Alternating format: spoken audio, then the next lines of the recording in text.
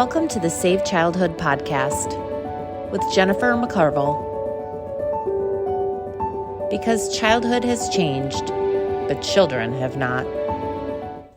Hey everyone, welcome to the Save Childhood podcast. I'm Jennifer McCarville. And I'm Nicole Dugan, and it is the most marvelous time of the year. Yes, it is. Yay! Christmas. And we thought we would share with you a little bit about what happens in our community, in our school, as we celebrate Christmas. Yeah, so fun. I know one of the things that is something that sometimes parents adjust to, but of course beautifully, is we don't have like a Christmas party at the school, in the classrooms. We don't celebrate Christmas that way, but there are lots of things going on in the community and ways that we celebrate as a community and with families and things. Some traditions that have played their role and have moved on. We used to have a gingerbread decorating party every year, which was really amazing. And the parents would bake homemade gingerbread pieces, and then we'd have a big party where people came and put them together and decorated them. And that was a wonderful chapter for our community, of the school community. We outgrew that, but we still have some wonderful things happening in Helotes, where we're located. There's a Christmas parade that everyone's looking forward to, and the children all, gather outside in front of the school buildings and like to connect that way. And we do have a float for the school in the Christmas parade, and that's fun. Yeah. And one of my favorite things right after Thanksgiving that we prepare for the children when they come back to school is that in all the outdoor classrooms and inside too, there are Christmas trees for them to decorate and redecorate and add things to. And I think that's a special touch, a special tradition that we have. Yes, we have several artificial outdoor Christmas trees, or artificial Christmas trees that can also be outside. And of course, so grateful for shatterproof ornaments. Mm-hmm. And so each class has baskets full of those. And then the teachers set out materials, paper and paint and tape and pipe cleaners and beads, and the children make ornaments to add to those trees. So they decorate them and undecorate them and decorate them and undecorate them for weeks. And that is a really precious thing. It is important, very important to us, that our focus be on Jesus's birthday here at school. And another thing that we really value is it's such a beautiful time of year. We really also value keeping the school a haven from the stress that we don't always realize impacts children this time of year. Mm-hmm. It's so overstimulating, and we want to keep it appropriately stimulating and still have traditions and that gentleness that we want them to hold in their souls for a lifetime. So we are really intentional about keeping, of course, as always, all the commercialized stuff out of the school, focusing on the story of Jesus being born. And we do that in some really special ways here. It's one reason we don't have the big Christmas party in the classrooms. We know that families are having all kinds of celebrations. I know my family has always had cookie decorating party together, and then we're together Christmas Eve, we're together Christmas Day. We have some other traditions the adults do. We have a cookie exchange that my sister has hosted for 25 years. And, so in each of our families, we're doing things that are our family traditions, right? You're going to look at Christmas lights, so we know that the children are getting that from their families in those family traditions. Right. I think so many times schools and other places where children spend their time feel like they have to replicate, also do the same things that are done in the home. Mm. And it can just be a lot for children. It can be really overwhelming, to have a lot of Christmas parties, a lot of cookie decoratings, so I've learned that over the years to really reflect on that and see what are the genuine ways that this place can be a haven for all of us, and yet we can still really be clear as Christians, as we are, what Christmas is about. Yeah. So we really want to focus on Jesus' birthday. Yeah, and so one of the ways that we do that at our school is the primary grades, 1st through 3rd grade. They put on a nativity play for the rest of the children in the school as well as the parents. Very different from how a lot of schools, and I know in schools before Marvelously Made, we did Christmas pageants or plays, and I found that also exciting sometimes, but that's more appropriate in my opinion for an upper elementary age child, because for young children they would come up at night. They would all have these costumes they had to wear. It was very different. They were, up on stages and, those types of things. And it was just a lot. And I remember them being so tired and just cranky, because we're talking young children from 3 years old through 3rd grade. Right. So the nativity play, the way that we have kind of struck that balance is just, I think, perfect. Yeah, it's very child-led. They're making their own costumes. They're making the scenery. We practice at school. If they forget a line, one of their lines, we just whisper it to them. There's always a teacher there at the microphone for those who have speaking parts. Yeah. And then can you kind of talk them through the 3 years and what it looks like for each developmental stage in there? In the 1st grade group, they get to pick supporting roles, and mostly animals, maybe some angels. And then the 2nd grade group, what we call the Maples, they are the main characters. And then they have the speaking parts, very minimal speaking parts. And then the 3rd graders are the stage crew and narrators, and they design the programs and the scenery.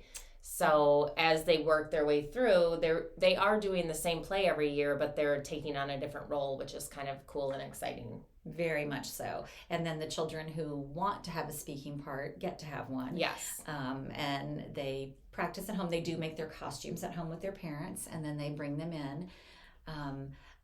I was trying to think of some of the unusual, as society deems the manger scene looked with animals, unusual in that regard. Outside, we have the typical horse, donkey, sheep. They usually choose those roles, but we've had some other unique animals. We've had chickens. Yeah. This year we have a rat. Oh, we've had a raccoon before. So it's just really the children do choose those roles, and we know that there were all kinds of animals there that night. We can just imagine. So that's so fun. And it is really a sweet tradition. They then put the play on for all of the children in the school in small groups. Yeah. So they'll perform the play the 2 days before Christmas break. And each day they perform it twice. Once for some of the children in the school, and then another time for part of the parents of the primary children. Right. So we have shifted from that evening night performance with the entire school, and no matter how old you are, you go up on stage and you sing a song, or you have something that you do.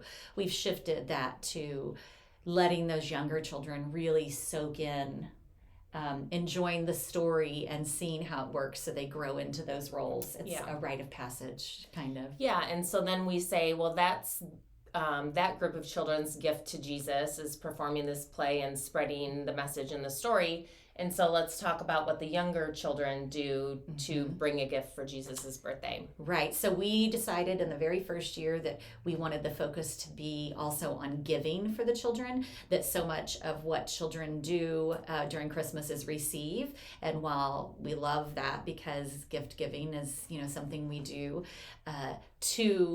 that's inspired by the gift of Jesus's birth and the gift of salvation we have through that.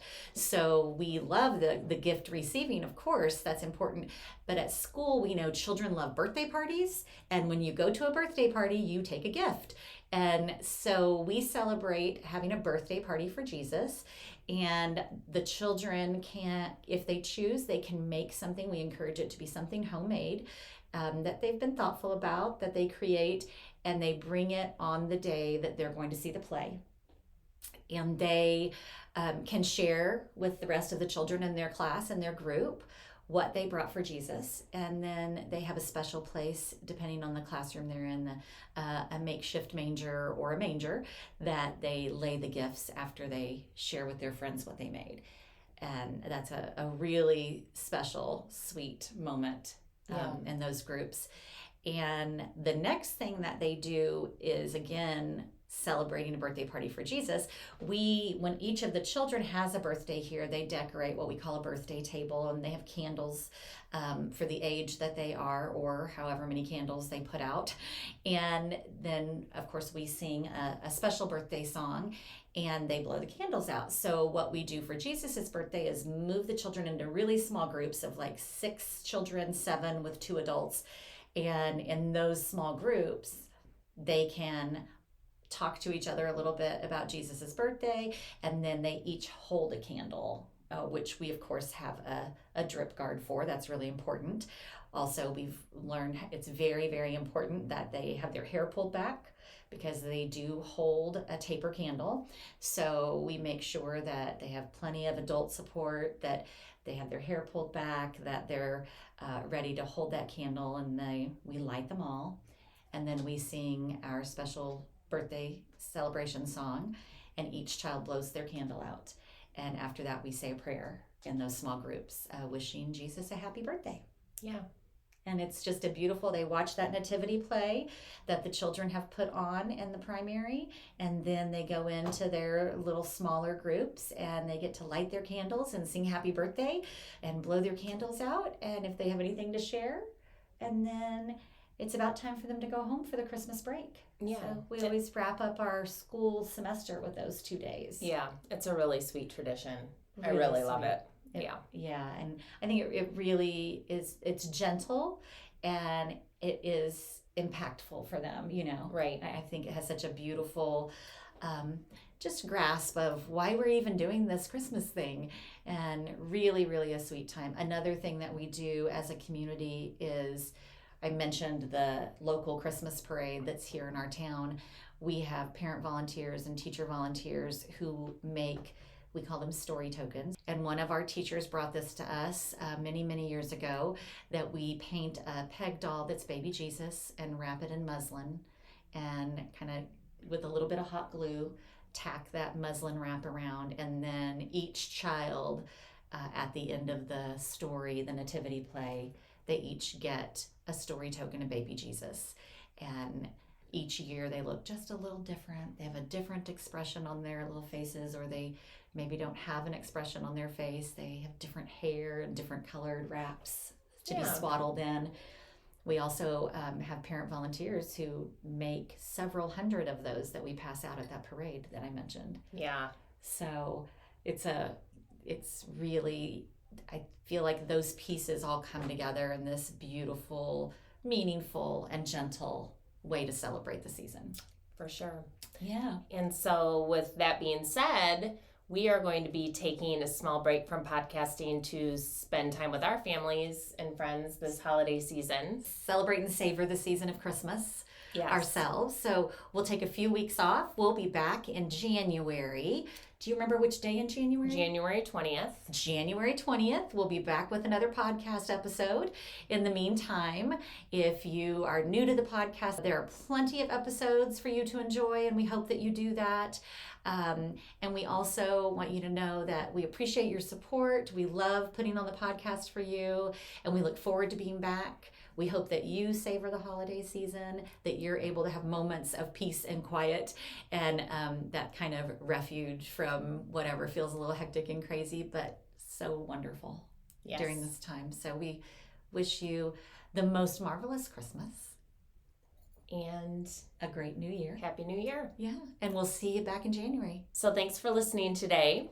Follow us on social media. We're on Facebook and Instagram and TikTok. You can listen to the podcast on YouTube, Spotify, And Apple Podcasts. Mm-hmm. So like, comment, share, help us spread the word. Yeah, engage with us that way. Okay. Yeah. Thanks for listening today. Talk to you again in January. Bye. Have a great day. Thanks for joining us today. To learn more and join the movement, go to savechildhood.org.